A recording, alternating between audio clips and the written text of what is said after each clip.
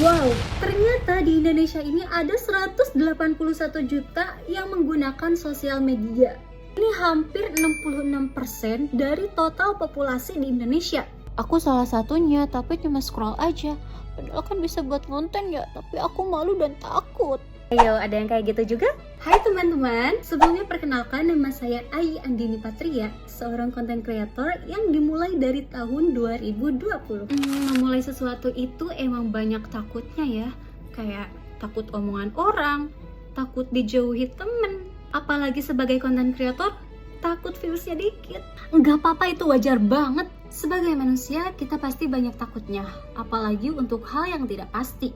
Nah, di video ini, aku mau membahas cara menjadi konten kreator di era digital. Siapkan catatan kalian. Yang pertama, kalian harus berani dan lihat peluang. Maksudnya gimana kalau lihat peluang? Kalau berani udah paham lah ya, harus percaya diri, harus berani terlihat jelek di depan kamera. Misalkan nanti di screenshot sama temen, itu kalian harus nggak apa-apa, jangan baperan. Kalau soal peluang, jadi konten kreator di era digital ini bisa membuat kita menjadi siapa saja. Kamu mau jadi artis? Bisa. Kamu mau menjadi penjual yang punya penghasilan ratusan juta atau sampai miliaran tanpa modal? Bisa. Mau jadi motivator?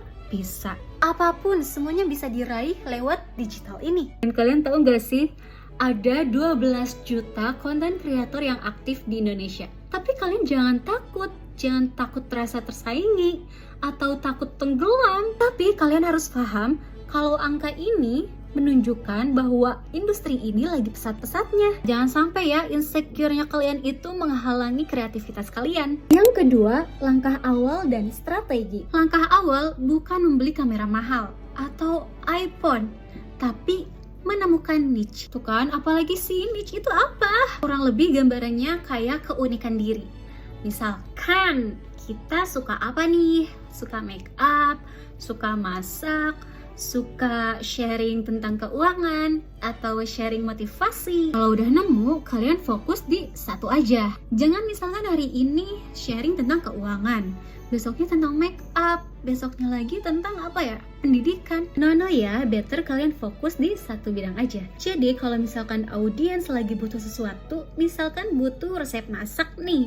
Nah, kebetulan kalian suka konten masak, suka sharing menu-menunya.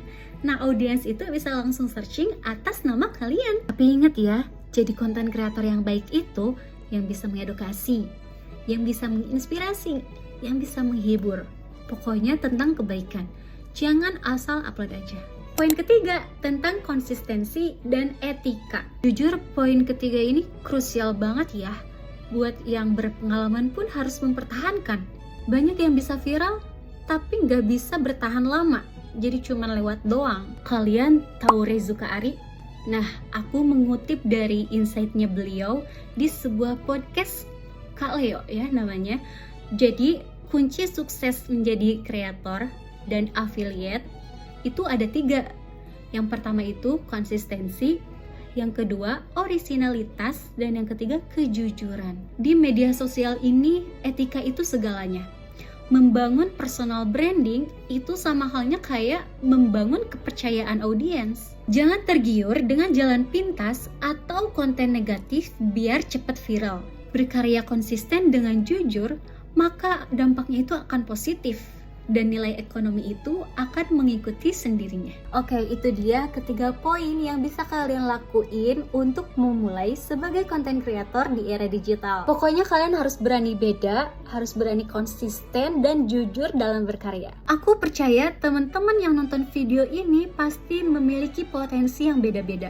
Ambil nih smartphone kalian, rekam ide-ide kalian, terus posting, dan jadilah konten kreator yang membuat diri kalian itu menjadi inspirasi orang-orang, membuat diri kalian itu memiliki dampak untuk diri sendiri, keluarga, bahkan negara kita Indonesia. Begitu ya teman-teman. Terima kasih untuk kalian yang sudah menonton video ini sampai akhir. Sukses untuk kita semua.